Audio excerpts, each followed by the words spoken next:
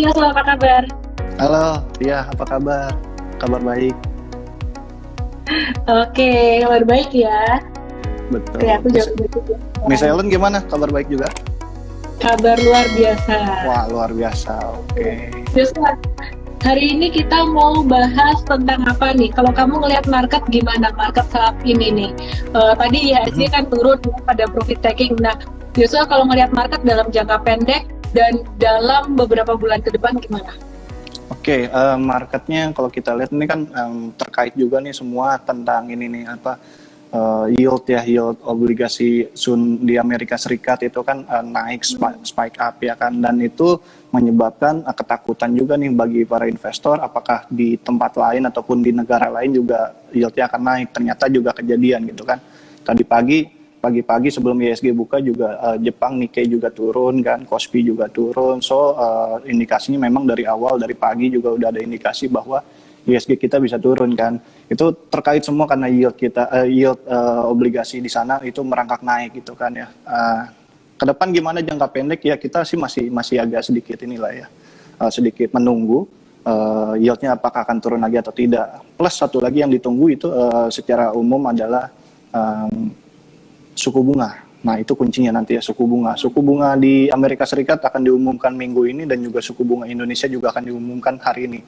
Jadi benar kata Miss Ellen tadi, memang ada profit taking dulu ya, karena pasar mungkin agak grogi sedikit lah. Apakah benar nih ada kan yang dikumpulkan berita kan ada konsensus bahwa suku bunga Indonesia akan diturunkan 25 basis point ya. Nah, kalau itu kejadian sih seharusnya dampaknya ke ISG akan bagus gitu kan. Nah, untuk jangka pendek ini masih menunggu dulu, wait and see dulu nih. Benar nggak sih akan diturunkan suku bunganya atau gimana? Kalau suku bunga turun mungkin yield juga akan turun, sehingga juga uh, pasar beralih dari yang tidak terlalu beresiko menjadi yang lebih beresiko seperti saham gitu kan. Jadi mulai banyak lagi ke saham gitu. Kalau menurut saya gitu. Nah, kalau untuk jangka panjang ini kita lihat vaksinasi ya, kita mendukung vaksinasi tentu saja. Vaksinasi berjalan lancar, seharusnya sih lebih bagus ya dibandingkan tahun 2020 kemarin kan. Ya tahun ini seharusnya so far sih harusnya lebih bagus lah dari tahun lalu. Jadi itu sih Miss kalau dari saya. Oke. Nah, kalau Yosua sendiri ngelihat sektor yang bakalan menarik apa nih? Kemarin kita sempat ngobrol dengan Pak Surya Dharma tuh dari Samuel Sekuritas juga. Dua kali kita live ya. Yang kedua dengan Sido gitu. Nah, waktu itu kita ada banyak bahas tentang banking. Kalau Yosua sendiri gimana Oke, melihatnya? ada dua sih ya. Mungkin selain itu ya, kalau kita lihat ini setelah misalkan satu yang tidak terdampak oleh COVID ataupun pandemi ini, itu ada Menara, jelas itu tidak terdampak. Yang kedua yang saya lihat adalah akan ada turn back story dari semen sih ya, kalau kita lihat ya nanti ke depannya, karena tahun lalu hancur ataupun ya kinerjanya tidak terlalu bagus lah. Tapi di tahun ini karena tahun lalu itu menjadi low base ya, jadi kita malah melihatnya ini lebih atraktif sih ya untuk tahun ini, untuk kedua sektor itu sih kalau menurut kita. Oh, oke. Ada tower-toweran dan juga ada semen ya. Tower Iya. ini kalau bicara tower secara spesifik ada tebik dan juga TOWR gitu.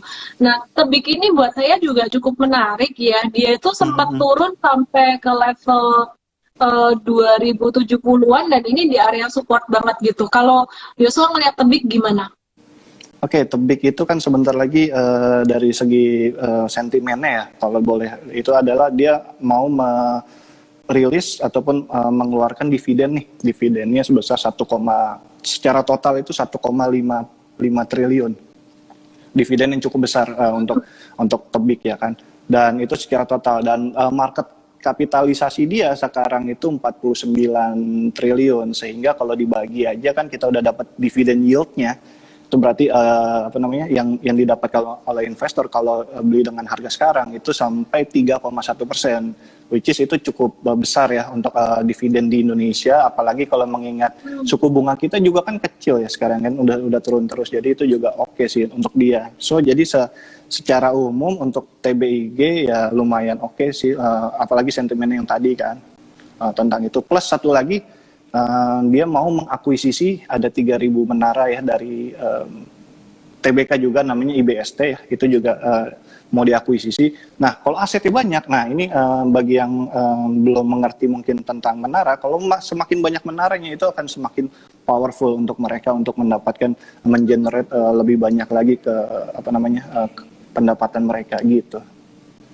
Oke, oke, oke.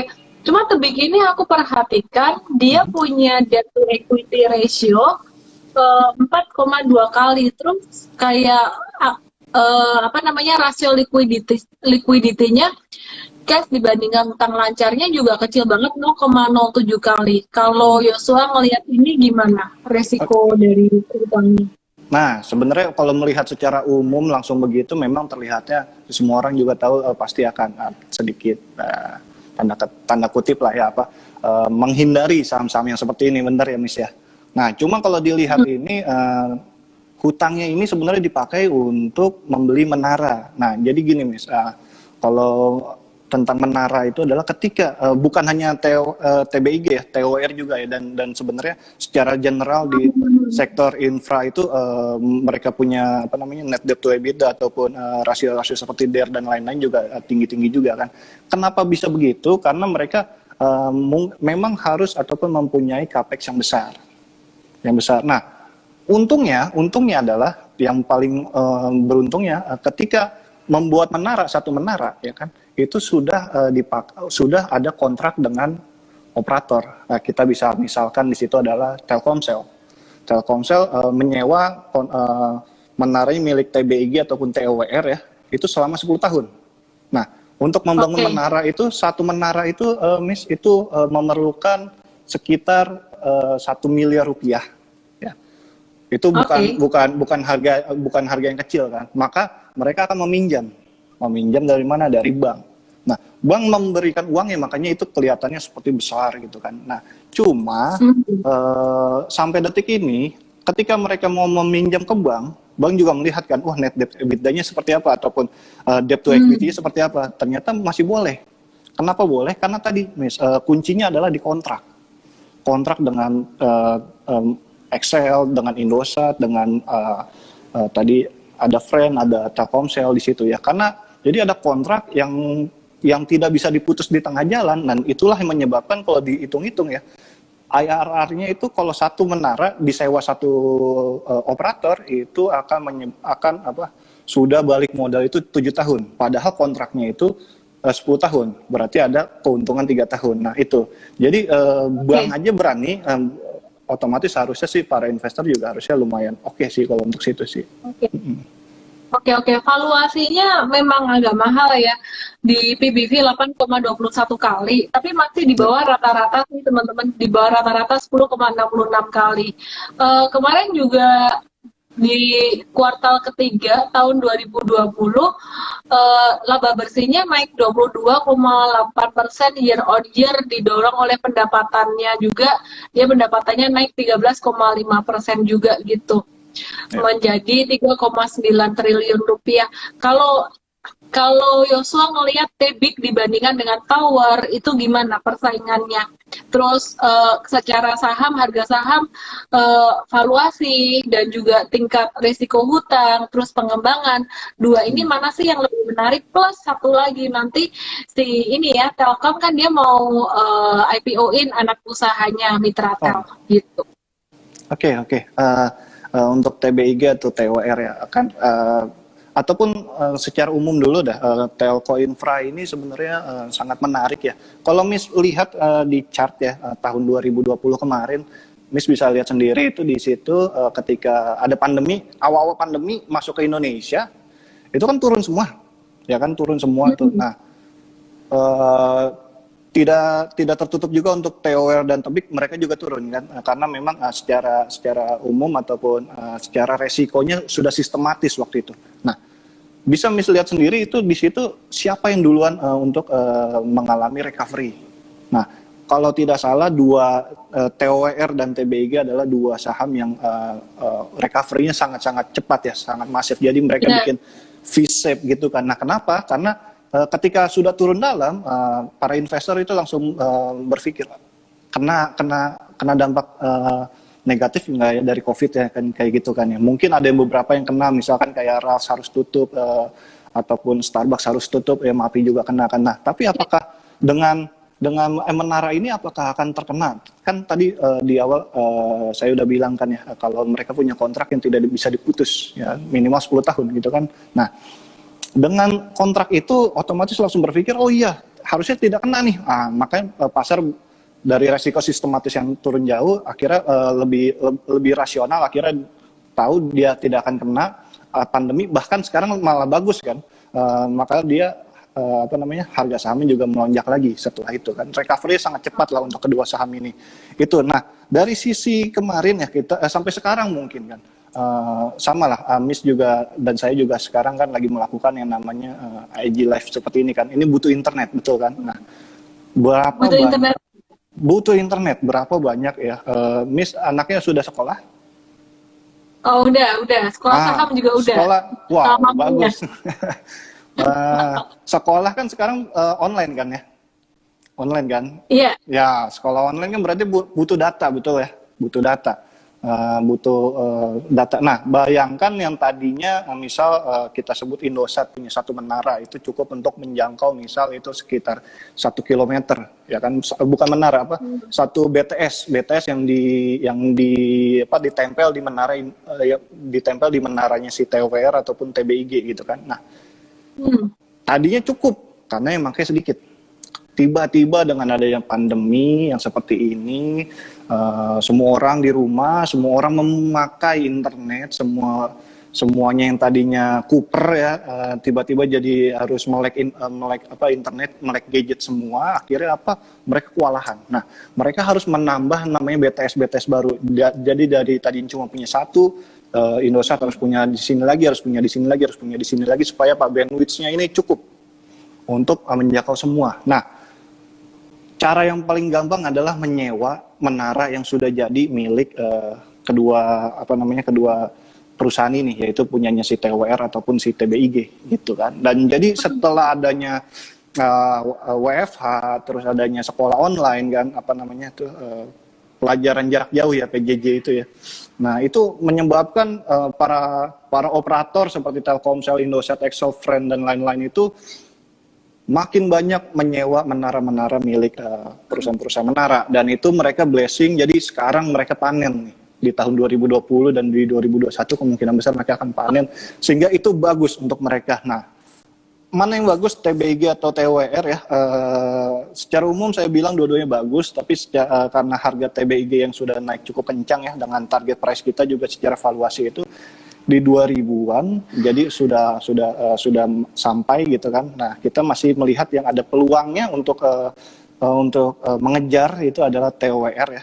Target kita secara fundamental itu 1.300 dengan sekarang harganya 1000-an ya, sekarang 1000. Jadi masih ada potensial up-nya yang cukup besar sih ya, gitu untuk itu. Kenapa? Karena kalau kita lihat juga secara rasio ya, kalau kita lihat dia punya EV per EBITDA. Nah, ini bedanya mungkin biasanya kita pakainya namanya PE rasio atau PER ya biasanya, ataupun PBV, atau banyak yang lebih ribet lagi seperti DCF dan lain-lain. Tapi kalau untuk kedua ini adalah kita biasanya pakainya EV per EBITDA. Nah, EV per EBITDA-nya TBIG dengan harga sekarang itu sekitar 10 kali ya, 10,4 hitungan kita dengan proyeksi di tahun 2021, sedangkan TBIG di atasnya itu ya sampai 12,5 kali. Jadi teorinya memang lebih murah ya secara valuasi. Betul, ya. Secara valuasi itu. Iya, ini PBV-nya juga lebih murah. Kalau si Tebik tadi sekitaran 8 kali, kalau si Tower ini sekitaran 5,58 kali. Tapi yang menarik, Tebik meskipun 8 kali gitu, dia di bawah rata-rata PBV 5 tahunnya di 10.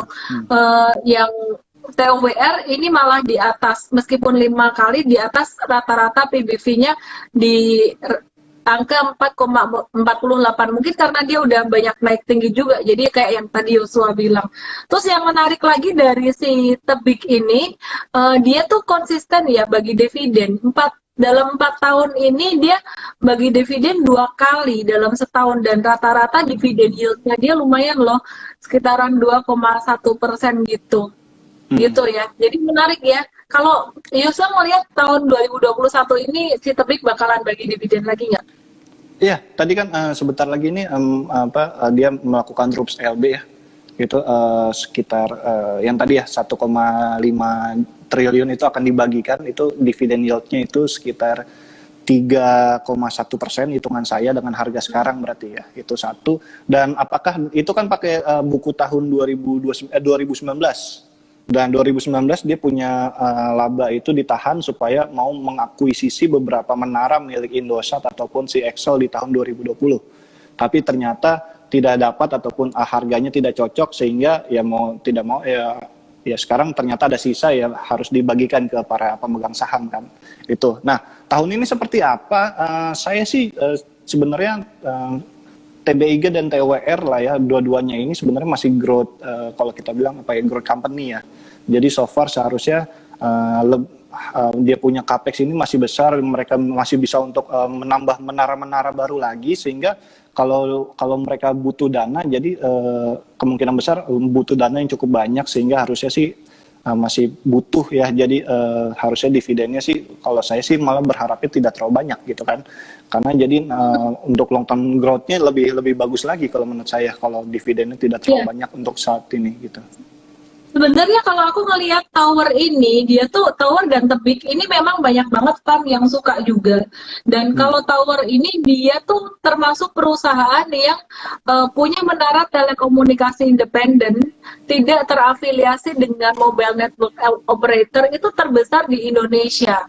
Tahun 2021 tower TOWR menargetkan untuk bangun 500 sampai 1000 tower baru dengan Hmm. penyewaan 2000 sampai 3000. Jadi model bisnisnya juga pendapatannya cukup stabil, dan dia lagi mempersiapkan jaringan 5G Hmm. dengan capex-nya 3,25 triliun rupiah. Jadi sebenarnya secara fundamental dua-duanya menarik ya. Buat saya sih kayaknya si tower fundamental lebih menarik, tapi kembali lagi ke harga saham, tower Hmm. ini udah naik duluan bahkan dibandingkan saham-saham yang lainnya. Seperti yang pernah saya sebutkan sebelumnya, aku lengkapin secara teknikal ya Yosua ya, Oke, dikit silakan ya. silakan. Seperti yang dulu aku udah pernah bahas, teman-teman, pas COVID-19 kemarin itu saham-saham kan pada turun sampai bulan Maret. Terus recovery-nya tuh pada mulai recovery balik ke harga awal di Januari, itu sekitaran bulan Agustus Agustus sampai November. Banyak saham yang kayak gitu. Tapi Tower udah duluan. Di bulan April itu dia udah balik sampai ke level tertingginya sebelum dia jatuh karena pandemi, yaitu di angka 895 atau 900-an. Dan harga sekarang ini menurut saya ya Tower udah agak-agak kemahalan ya secara teknikal gitu. Nah, kalau aku sih secara teknikal saya juga sependapat dengan Yosua, Tebik lebih menarik. Jadi Tebik ini masuk watchlist M-Trade juga di Hmm. angka 2000-an lah kalau misalkan mau beli di sekitar area itu. Cuman M-Trade biasanya kita akan menunggu konfirmasi candle.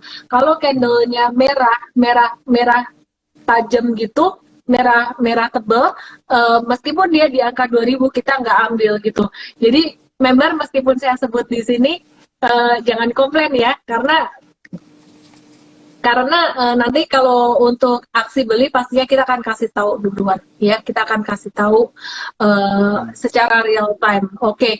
Nah, aku mau nanya ke Yosua nih ya, kalau Mitratel sendiri udah ada info belum? Udah nge-cover belum? Sorry ya, aku tuh pakai kacamata karena nggak kelihatan kadang-kadang minus, tapi kalau pakai kacamata terus silau, jadi jangan dikomentari. Kadang saya pakai, saya lepas. Banyak Nggak apa-apa. dikomentari. Komentarin komentar saham aja dia teman-teman, jangan jangan komentar yang aneh-aneh. Oke, Mitratel gimana ya Suah? Oke, Ada Mitratel ya Mitratel kan silakan. belum IPO ya. Nah, kan kita masih menunggu juga kan. Itu katanya ada rumor katanya di akhir tahun ini atau di akhir tahun depan atau seperti apa. Kita masih menunggu sih jatuhnya gitu. Itu Miss. Cuma kalau Mitratel dibandingkan TWR ya, itu kalah loh. Mitratel kalah. Jadi masih kedua lah, Masih kedua gedean terbesar. turun ya. Masih besaran dan ada satu ini sih kekuatan Mitratel yang belum mungkin dipunyai atau yang lain belum punya, itu adalah fiber. fiberization. Nah, jadi fiber optik itu memegang peranan penting nanti kalau ada 5G. Jadi mungkin Mitratel juga mungkin akan masuk ke sana. Cuma kalau Mitratel ini ya basisnya ya bagusnya dia punya dimiliki oleh ini ya Telkomsel ataupun BUMN ya, sehingga kalau kita lihat ya ke depannya akan disupport terus kan gitu kan. Dan kalau dilihat juga apakah dia growth-nya masih ada, ya masih ada, tapi apakah nanti operator lain mau untuk untuk menyewa punyanya Mitratel yang notabene juga punyanya Telkomsel, berarti kan ada persaingan juga di dalamnya kan gitu kan. Nah, kita belum tahu juga gitu kan. Seperti apa? Oke. Apakah nanti sewa menaranya ini apakah lebih lebih murah atau lebih mahal atau seperti apa juga kita belum tahu. Tapi secara umum menara di Indonesia termasuk Mitratel di dalamnya harusnya sih masa depannya masih cerah sekali, apalagi nanti 5G datang ya, Miss ya. Itu kebutuhan menara itu makin banyak gitu kan. Kalau kita contoh ya, tahun dulu yang masih 2G itu ya, 2G itu mungkin satu daerah satu kilometer itu cuma butuh satu menara, ya kan? Karena dia menjangkaunya banyak. Nah, tiba-tiba masuk 3G itu butuh menaranya lebih banyak lagi gitu kan. 5G lebih banyak lagi, lebih rapat lagi. Nah, jadi Mitratel jadi harusnya bagus sih ke depannya sih. Lebih oke ya, jadi kita tunggu aja IPO-nya. Oke, teman-teman, saya kelupaan ngomong disclaimer ya. Jadi acara show malam hari ini sifatnya adalah edukasi, tidak ada perintah beli dan jual. Kalau ada saham yang dibahas sifatnya adalah review. Investasi saham mengandung resiko yang Anda mesti antisipasi sendiri ya, masing-masing harus siap dengan risiko. Nah, sebelum kita lanjutkan untuk bahas sektor yang lainnya, hari ini kita mau bahas semen dan juga saham-saham yang lainnya. Ini aku mau review lagi tentang IHSG, mungkin tadi banyak yang belum join di depan. IHSG masih berpotensi untuk terkoreksi, supportnya saat ini di angka 6118. Nah, angka 6118 ini merupakan area support MA50-nya dalam jangka pendek. Kemungkinan besok bisa disentuh gitu. Nah, teman-teman nggak usah panik, nggak usah khawatir. Sebenarnya kalau fokusnya untuk investasi ya, kemarin kita ada banyak banget beli itu di akhir Januari sama awal Februari. Terutama tanggal 1 Februari pas Batam. Itu kalau teman-teman punya fokus untuk investasi setidaknya sampai akhir 2021 should be okay. Tapi kalau fokusnya swing trading, memang swing trading ini masih beresiko. Jadi M-Trade sendiri kita mengurangin untuk tradingnya. Ya, tadi kita cuma di Elsa sama di Hoki ya, kalau nggak salah seingat saya sih itu. Oke, kita move ke semen yuk, Yosua.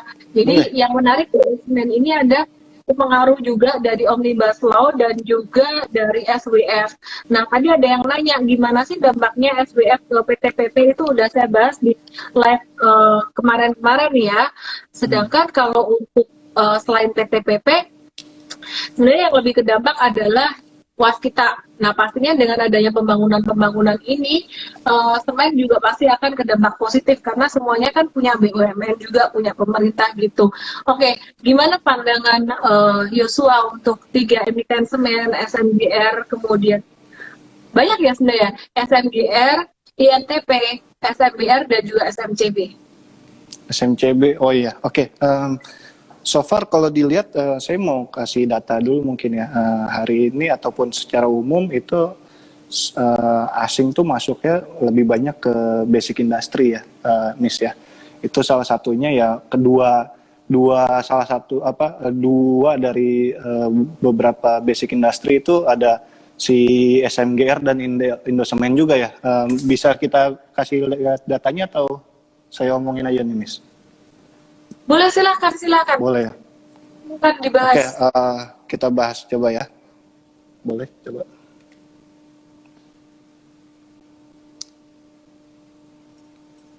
Kelihatan ya, Bang ya? Semoga kelihatan ya. Semoga kelihatan, kan Miss sudah pakai kacamata ya. Iya. Nah, ini kelihatan apa, kita coba. Nah, ini kita pakai ini namanya apa, Samuel punya trading online ya, namanya Star. Ini ada nih yang hijau ini, berarti kan yang paling banyak ini beli nih investor asing hari ini kan. Ini ada basic industry. Nah, di basic ini kalau kita lihat yang paling banyak ada Antam. Ini apa yang baru, apa klasifikasi yang baru ya. Jadi ada Antam, MDK, Inco, NKP. Nah, di sini juga ada nih dua nih, SMGR dan Indosemen. Jadi harusnya cukup oke sih ya dua emiten ini, karena memang sudah asing pun masuk ke dalamnya gitu. Oke, mungkin Oke, gitu. oke, oke, oke. Jadi secara umum asing ataupun bahkan maksudnya masuk investor asing pun percaya untuk kedua saham ini kan. Jadi harusnya sih oke ya. Nah, jadi bagaimana yang lain ya, harusnya juga cukup bagus, tapi karena mungkin market kapitalisasinya agak kurang, maka investor asing juga Jadi agak sedikit enggan gitu masuk. lebih ke SMGR dan juga INTP ya? Ya, secara umum dua-duanya karena penguasa pasar. Ya kan, Indosemen penguasa pasar nomor 2 dengan market kapitalisasinya itu market shares-nya itu sekitar 25% ya, dan kalau yang si SMGR karena dia sudah join ya, SMCB itu adalah sekarang anaknya SMGR, maka dia menguasai secara kapasitas itu sudah mencapai 50, sekian persen lah dari total kapasitas pasar semen di nasional gitu kan. Gitu. Oke, cuma kalau kita melihat harga saham ya, sebenarnya pergerakan harga sahamnya lebih fluktuatif SMBR ya. Jadi SMBR ini kalau aku perhatikan buat trading dia lebih atraktif gitu. Cuman teman-teman, sekarang ini SMBR di harga sekarang ini pas area resisten juga dekat banget sama resisten, ini rawan profit taking. Perkiraan aku SMBR dalam 1-2 hari ini bisa koreksi sampai level 900. Nah, kalau SMBR ada koreksi lagi seandainya sampai ke 800, itu cocok buat teman-teman beli simpan buat jangka menengah beberapa bulan ke depan. Sedangkan kalau semen Indonesia, SMGR, itu teman-teman kalau beli simpan ini kayaknya mesti siap 1 tahun lebih sih, holdnya agak-agak lama gitu. Menarik sih ya untuk SMGR dan juga SMBR. Valuasinya kalau saya perhatikan si Batu Raja lebih terkoreksi ya, lebih murah ya. Nah, kalau melihat dari valuasi sendiri gimana, Yosua? Oke, SMBR ya. Kalau kita lihat yang ya sebenarnya kalau secara umum memang pastilah kalau yang big caps itu kan pasti dia punya valuasi ataupun itu lebih sedikit quote and quote ya, lebih mahal gitu kan ya. Seperti tapi itu juga dibarengin dengan dia punya return on equity yang lebih besar juga gitu kan. Nah, jadi secara umum ya cukup wajar lah jadinya misalkan kita contoh yang lain mungkin Unilever kelihatannya PI-nya mahal sekali tapi dia punya return on equity juga tinggi kan, sehingga lebih wajar lah ya. Jadi kita tidak bisa cuma lihat satu sisi. Nah, untuk growth-nya ataupun pandangan ke depan sebenarnya yang masih punya growth tinggi ya dua tadi yang besar-besar tadi, karena mereka punya brand image mereka itu sudah banyak. Nah, cuma untuk SMBR itu bisa sebenarnya karena Sumatera ya, saya baru dapat datanya tadi pagi, itu Sumatera itu dia punya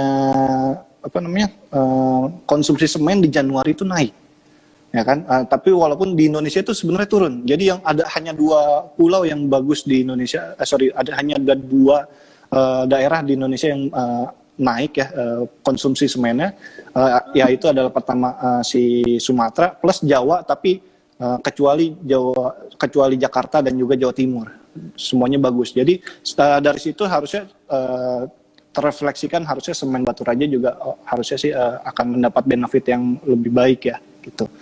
Oke, ini yang menarik teman-teman, aku perhatikan secara revenue dan juga net profit. Aku ngelihatnya ke Batu Raja dulu ini. Batu Raja ini meskipun dia kecil ya, tapi ini kayaknya buat retail cukup menarik sih ya. Kalau buat big money, big fund yang mau sabar-sabar gitu, itu SMGR dan INTP good. Nah, kalau Batu Raja memang lebih riskan secara debt to equity ratio 0,7, tapi masih di bawah angka 1 juga, masih bisa gitu. Dia punya revenue pada kuartal 3 2020 itu naik 42,4%. Sedangkan net profit dia itu naik 134% kuartal to kuartal QOQ pada pada kuartal 3 atau September 2020. Nah, hal ini menunjukkan bahwa mulai ada recovery ya. Dan nanti sentimen positifnya kalau buat Batu Raja ini ada dari SWF, APBN. Aku tambahin dikit ya. Oke, boleh siap. Gitu ya. Ada dari SWF, APBN infrastruktur yang naik lumayan tinggi, dan juga dari Omnibus Law yang mendorong foreign direct investment masuk ke Indonesia. Terus untuk SMBR Batu Raja ini dia punya proyek 4 ruas tol Sumatera. Ini lumayan gede, sekitar sepanjang 310 km. Jadi dia dapat kebagian juga nih untuk proyek tol. Di antaranya adalah tol Indralaya Prabu Muli ini sepanjang 65 km dan banyak lagi ya. Jadi mungkin teman-teman kalau bicara tentang fundamental buat beberapa hari mungkin nggak terlalu ngefek. Kayak tadi ada yang bilang kayak Adaro fundamentalnya bagus tapi kok masih belum gerak gitu ya kan. Kalau bicara fundamental minimal tuh 6 bulan lah, minimal banget gitu, 6 bulan sampai 1 tahun. Sedangkan aku lihat kayak Adaro sendiri valuasi juga masih murah, SMBR juga valuasi masih murah, ini masih worth it kalau teman-teman masih mau untuk 6 bulan sampai 1 tahun ke depan. Tapi kalau buat trading, SMBR sekarang lagi di resisten gitu.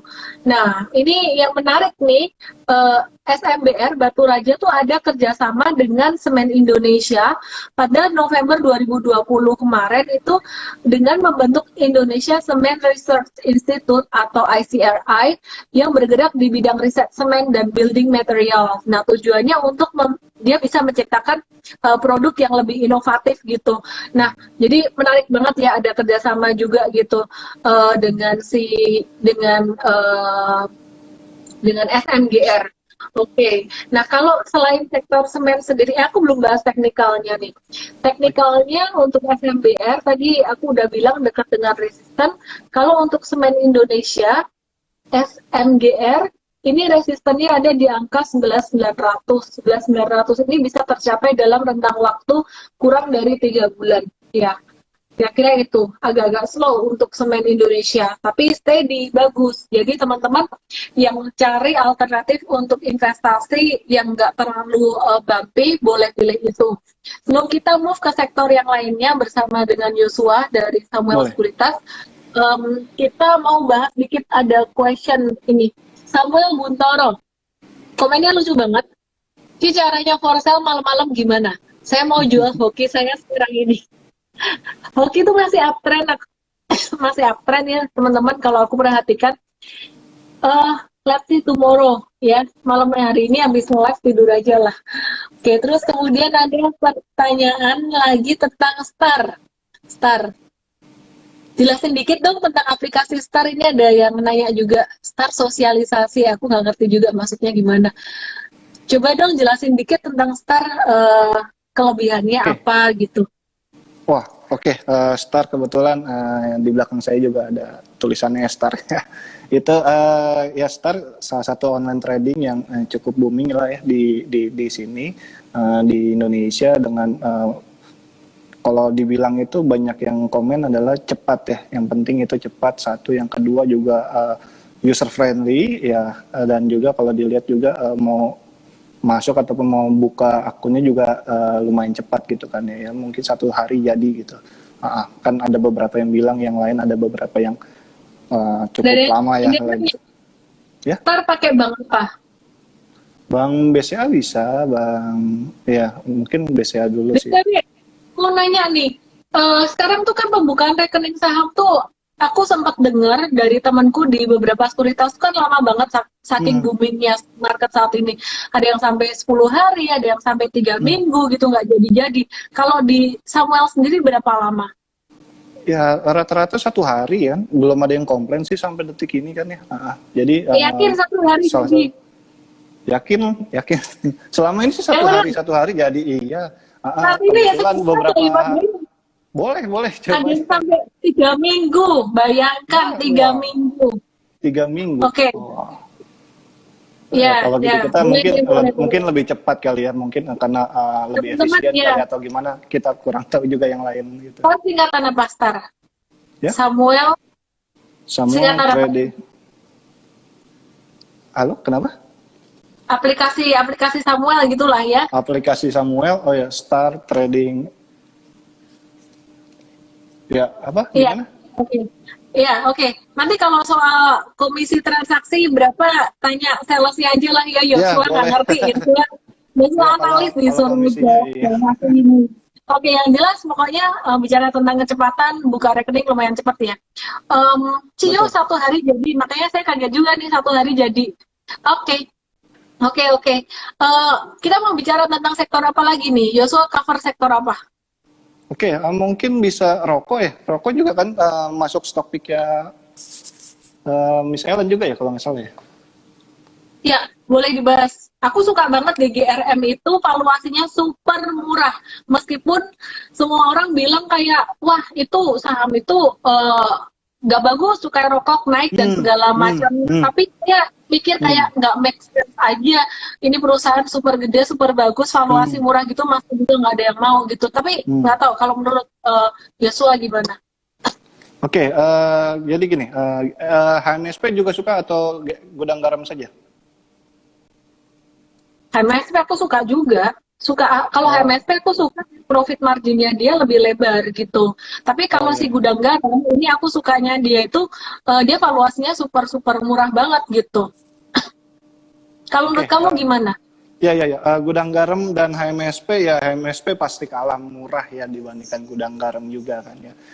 Dan profil dia punya industri rokoknya itu juga memang berbeda. Tapi ingat dulu bahwa tendensinya sekarang karena ini big caps kan ya, dua-duanya big caps, otomatis harusnya para investor asing juga masuk juga kan ya ke dalamnya kan ya. Nah, cuma ada degradasi dari mereka terhadap saham-saham ini gitu kan, sehingga apakah bisa gudang garam ke 100.000 lagi ya, mungkin dalam waktu dekat agak kurang juga gitu kan. Tapi apakah bisa bisa naik lebih dari ini, bisa jelas gitu kan, Kalau karena dia ditanya juga ya, bisa nggak naik sampai 100.000? Sorry, aku potong dulu. Bisa. Pertanyaannya bisa. adalah kapan?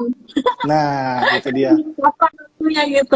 Oke, lanjutin. Sorry, Oke, aku oke. Ya, tadi. betul, betul. Jadi sekarang ya mungkin kalau misalkan apa namanya, ditanya, karena gini, tendensinya adalah karena ini big caps ya, jadi banyak yang punya dulu kan ya. Jadi kalau investor retail mungkin agak cukup kewalahan untuk mengangkat harga sahamnya kan, karena gini, investor asing itu punya namanya sekarang masuk ke ESG. Mungkin kita juga mungkin bisa belajar juga tentang belajar tentang saham-saham itu. Kami juga masih belajar dampaknya seperti apa kan gitu kan. Tapi intinya gudang garam dan industri rokok lah pada umumnya sekarang sedang ditinggalkan gitu kan. Nah, sekarang mungkin ya yang masuk investor retail jadi oke. Nah, cuma apakah gudang garam bagus ya? Sebenarnya ya harga rokok itu sebenarnya inelastis. Jadi harga rokoknya naik, pasti para perokok juga masih akan naik gitu, masih akan beli gitu kan. Nah, itu yang seharusnya sih bisa ini sih ya, bisa menyebabkan walaupun gudang garam menaikkan harga karena cukainya naik, harusnya pembeli juga masih akan ada gitu kan. Jadi itulah yang menyebabkan harusnya cukup oke sih untuk gudang garam sih ya. Dan valuasinya juga kalau dibanding gudang garam dibandingkan dengan HMSP juga sangat murah ya. Kalau saya lihat itu PI-nya itu mencapai 9 sih, dengan forecast 2021 PI-nya sampai 9, Ah, siapa namanya, si kalau HMSP itu 19. Jadi harusnya ya memang sangat-sangat jauh lebih bagus itu PI, chip gitu. diulang. PI HMSP sekarang berapa? Forecastnya berapa? Forecast kita PI-nya itu 19 untuk yang si HMSP, dan yang si siapa nih namanya gudang garam itu 9 gitu. Jadi Murah masih banget murah. ya. Masih murah, masih Dibandingin murah. histori, iya dibandingin Dibandingkan historinya historical, tahun-tahun sebelumnya jauh gitu, jauh lebih murah banget. Jadi aku sampai udah kalau ditanya tentang rokok, saya jujur tiap hari tuh ditanya tentang itu tuh kayak udah gimana ya, takut teman-teman bosan juga sih kalau saya bahas terus. Tapi intinya tuh story-nya cuma itu aja buat aku. PI-nya sangat-sangat murah sekali, valuasi sangat terdiskon. Teman-teman kalau ya nanya, ya. saya punya untuk HMSP saya punya. gudang garam kebetulan saya belum beli, bukan karena nggak mau beli, tapi karena lupa beli, jadi kelupaan, jujur kelupaan. Dulu-dulu udah beli HMSP, jadi yang investing udah, gudang garam aku baru mau masuk. Sebenarnya dulu banget ketika market belum crash gini, saya tuh anti beli saham rokok gitu, jadi agak-agak anti. Tapi karena Nanti valuasi seperti ya, ya nanti mungkin ketika pandemi selesai, jadi seperti ini ketakutannya adalah ketika sekarang pandemi ini ya, Miss ya, orang pada nyimpan duitnya dulu nih, takut nih untuk belanja gitu kan. Nah tiba-tiba nanti ketika pandemi selesai orang akan mau lagi untuk belanja ya. Salah satu konsumsi utama ya mungkin ya di Indonesia salah satunya rokok. Jadi itu akan dia punya growth juga akan meningkat juga gitu. Jadi bagus. si GGRM ini marketnya pangsa pasarnya adalah middle down ya. Jadi kalau middle down, aku ngelihatnya mereka dapat BLT juga dibelanjain gitu. Bener, Mereka dapat BLT dibelanjain. Jadi yang menurutku oke-oke aja gitu. Jadi gudang garam sih buat saya valuasi sangat terdiskon dan saya berencana untuk nambah portofolio buat long term investing. Teman-teman ada yang nanya, HMSP ku masih rugi nggak? Masih rugi 10% buat investing, tapi aku biarin aja dan aku nggak nambah lagi karena porsi aku di HMSP udah cukup segitu. Aku kepengen masuk di gudang garam karena jujur saya tertarik dengan valuasinya, dan itu juga bukan semua duit aku polling di gudang garam gitu, enggak. Kenapa? Karena saya melihat karakter si saham gudang garam, HMSP, ICBP, Indofood, terus Unilever ini agak-agak sunset gitu, jadi agak-agak slow, gerakannya agak-agak slow, jadi we have to manage our expectation juga gitu. Ada lagi sektor yang mau dibahas, Samuel dan Joshua. Oke, terserah sih. Tapi gudang garam ya memang oke sih. Saya suka itu ya, gudang garam. Mungkin bisa ditambah nanti Wismilak juga, walaupun kecil cabai rawit itu. Wismilak. Nah, jadi gini, di tahun lalu itu kan industri rokok turun. Ini secara fundamental kali. Industri rokok lagi turun kan. HMSP kena, bahkan gudang garam juga kena. Gudang garam juga kena imbasnya, artinya dia punya volume turun, volume penjualannya. Tapi yang menarik itu Wismilak. Wismilak itu punya Wismilak itu WIM ya. Wismilak itu WIM, kodenya, tikernya. Nah, Wismilak itu punya, karena dia adalah kelas 2 ya, quote and quote, atau kita biasa bilangnya tier 2, otomatis dia punya cukainya itu lebih rendah. Nah, jadi dengan cukai yang lebih rendah, otomatis dia punya harga jual lebih rendah juga. Nah, itulah menyebabkan volumenya numpuk di Wismilak gitu kan. Yang lain turun, Wismilak volumenya di sampai 9 month kemarin itu tumbuh ya, first half kemarin itu tumbuh hampir 20%-an ya kalau nggak salah ya untuk itunya. Jadi otomatis ya dua itu ya, karena mereka menyasar gudang garam dan si Wismilak menyasarnya tadi middle to low, ya mereka kena imbasnya lebih sedikit gitu. Kalau ya memang bagus sih dua-duanya. Wismilak Gitu. tuh menarik banget. Dia tuh kalau secara investasi memang dua tadi ya. Tapi kalau secara harga saham, si teman-temannya masih jongkok di bawah, yang perusahaan gede-gede masih jongkok di bawah. Tapi ini Bismillah harga sahamnya udah ngacir nih.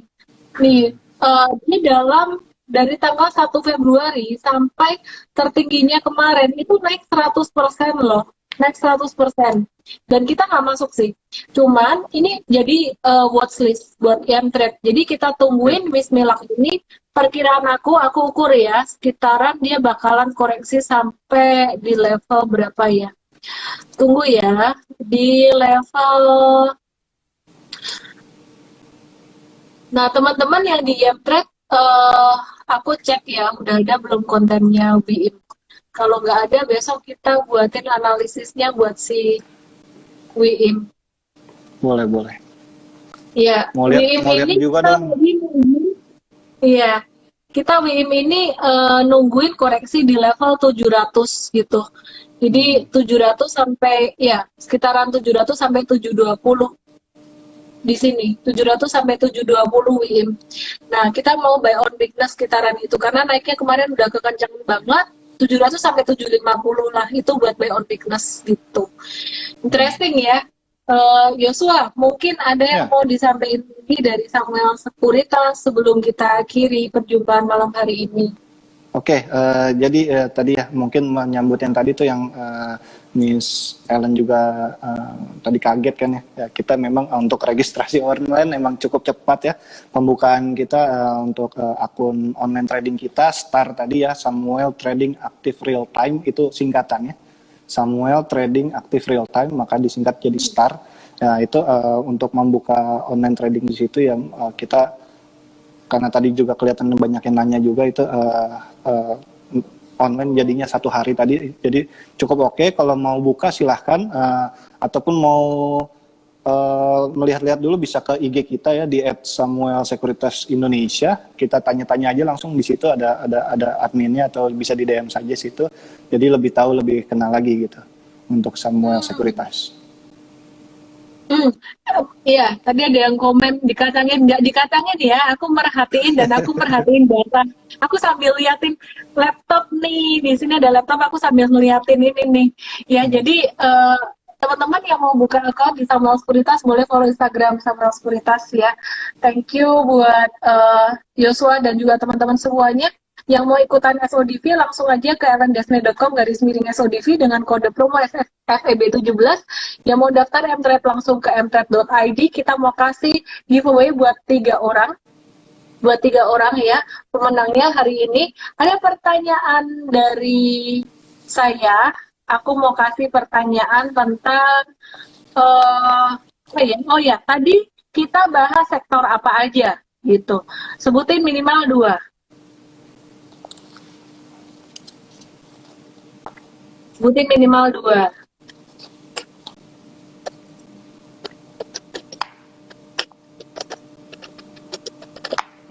Saya ikutan boleh nggak? Nggak ya?